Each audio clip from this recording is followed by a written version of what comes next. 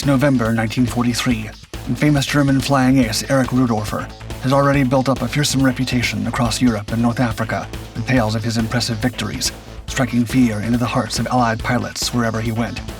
Now on the Eastern Front, he fired up his Focke-Wulf FW-190 and took to the darkened skies over Dnipropetrovsk, hell-bent on stopping the Soviet advance. Within moments, he came face to face with a swarm of Yakovlev Yak-7s and Yak-9s, a maelstrom of gunfire erupting as Rudolfer and his fellow German pilots duked it out with their Russian counterparts in a fierce dogfight. But the Luftwaffe hero had done this many times before. Lining a Yak up in his sights, he coolly squeezed the trigger, a wry smile flashing across his face as he sent it plummeting toward the smoldering ruins below. Seconds later, he was in hot pursuit of another enemy aircraft, maneuvering himself into the perfect position before gunning down his target. Barely pausing for breath, he chucked up a third victim with a swift flurry of ammunition, causing it to burst into flames before plunging earthbound.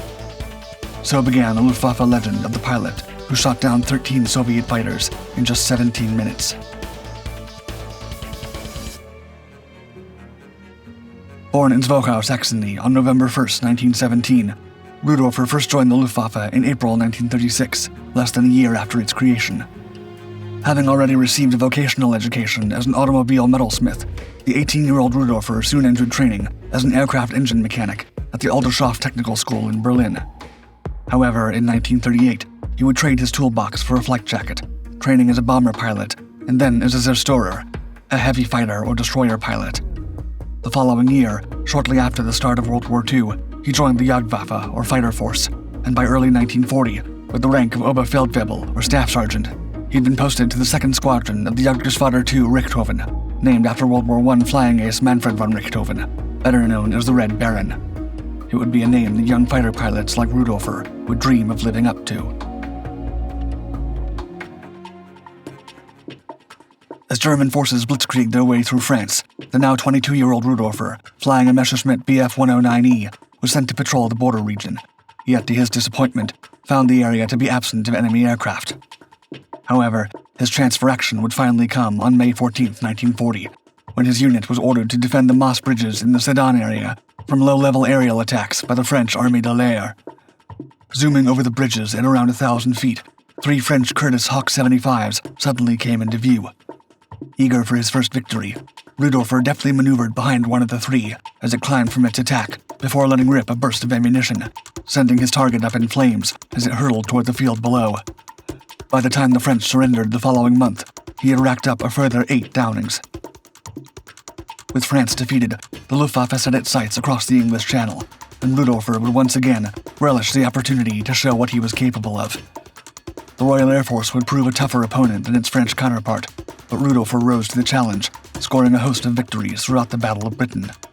While this legendary clash was responsible for a whole host of exciting individual tales with varying degrees of truth, perhaps few are more dramatic than that in which Rudolfer was allegedly forced to fly among the buildings of Croydon Town Center below rooftop level with an RAF Hurricane hot in his tail, skillfully avoiding enemy gunfire and living to fight another day.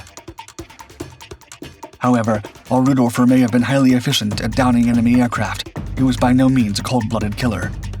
Another widely circulated story from the Battle of Britain tells of how, having shot up a different Hurricane over the English Channel, he nobly decided to spare its pilot a dangerous dip in the bitterly cold waters below, instead flying alongside the damaged aircraft until he had escorted it back over the English coastline, where the pilot's chances of survival would be higher.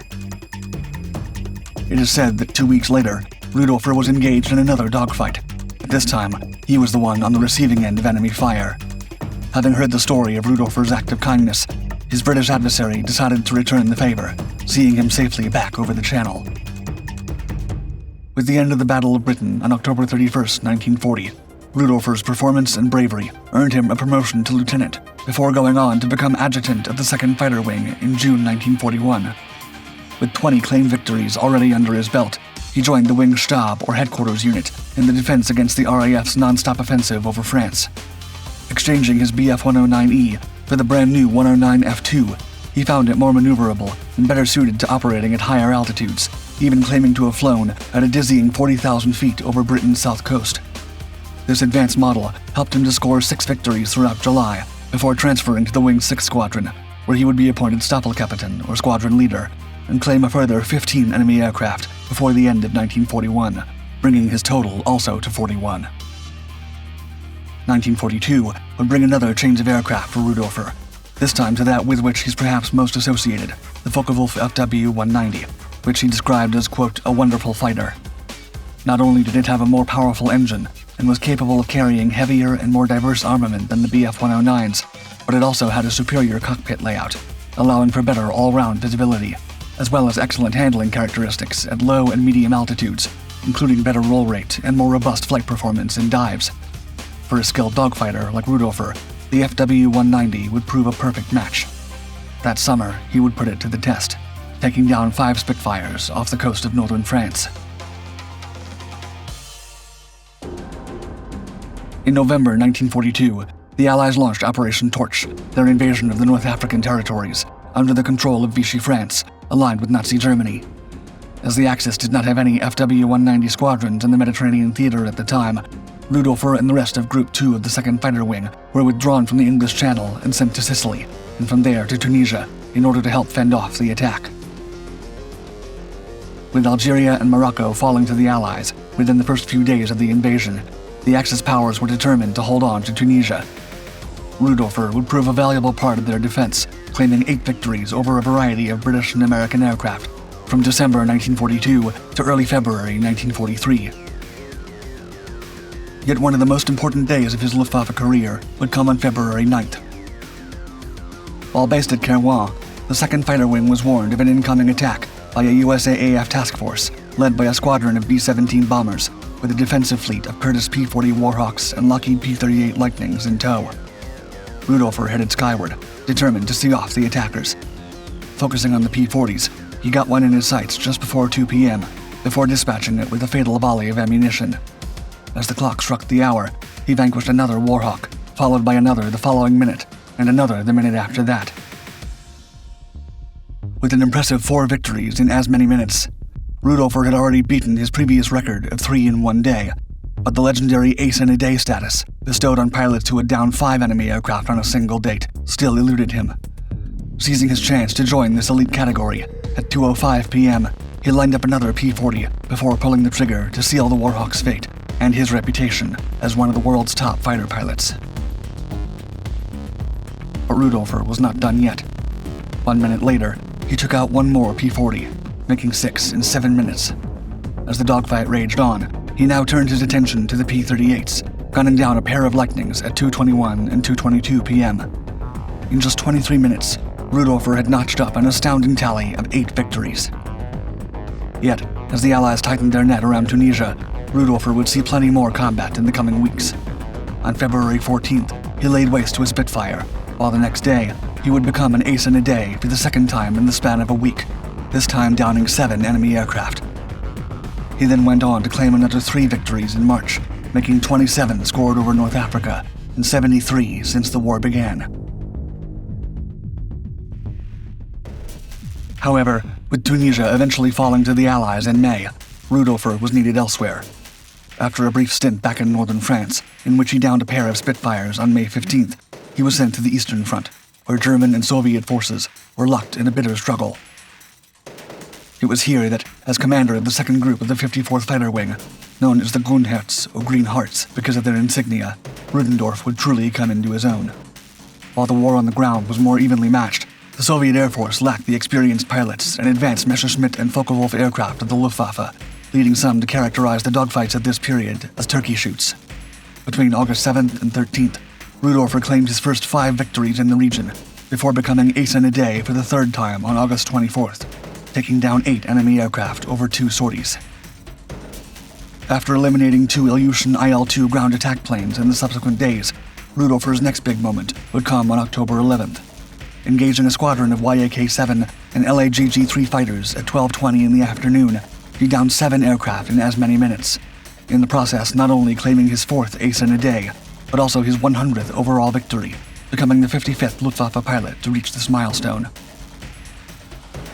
Though already something of a legend, on November 6th, he gunned down a whopping 8 Yak-7s and 5 Yak-9s to give a total of 13 victories in the space of just 17 minutes, an incredible streak marking one of the most intense concentrations of success for any fighter pilot before or since.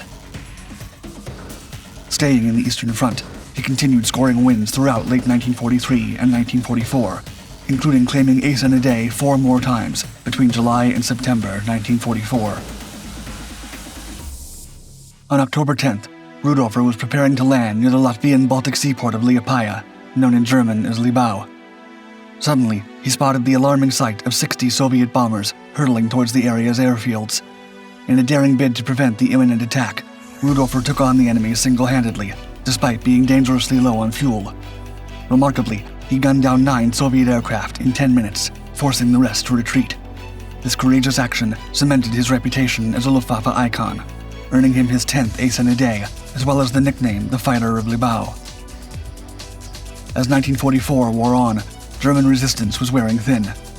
However, the Luftwaffe had one more ace up its sleeve, the world's first operational jet-powered fighter, the Messerschmitt Me-262. One of those who had been testing the new aircraft was legendary flying ace and former Greenheart Walter Novotny, who had claimed a monumental 258 victories before losing his life in a crash following combat with American fighters on November 8th of that year. In the following days, the Luftwaffe named the Novotny 7th Flight Wing in his honor, becoming the first operational unit globally to use jet-powered fighters. Over the winter, Rudolfer trained on the Me-262 before taking over as the commander of the Flight Wing's first group in February 1945. The Me-262 was heavily armed and much faster than any Allied aircraft at the time, and there was optimism among certain sectors of the German High Command that it might allow them to overcome the Allies' numerical advantage. Indeed, according to some sources, Rudolfer was able to score 12 further victories in the Me-262 before Germany's surrender on May 7, 1945, opening questions about what may have happened had the Germans been able to introduce the fighter earlier in the war. Having flown over 1,000 combat missions across all 3 major German theaters of World War II, including over 300 combat engagements, Erich Rudolfer finished the war as a major with a host of awards, including the Knight's Cross of the Iron Cross with oak leaves and swords, and the German Cross in gold. Though there is some dispute over exactly how many victories Erich Rudolfer achieved over the course of the war, it seems probable that he scored at least 200, with some sources placing the figure as high as 222 or even 224, which would make him the Luftwaffe pilot with the 7th highest number of victories and one of the most successful fighter pilots of all time.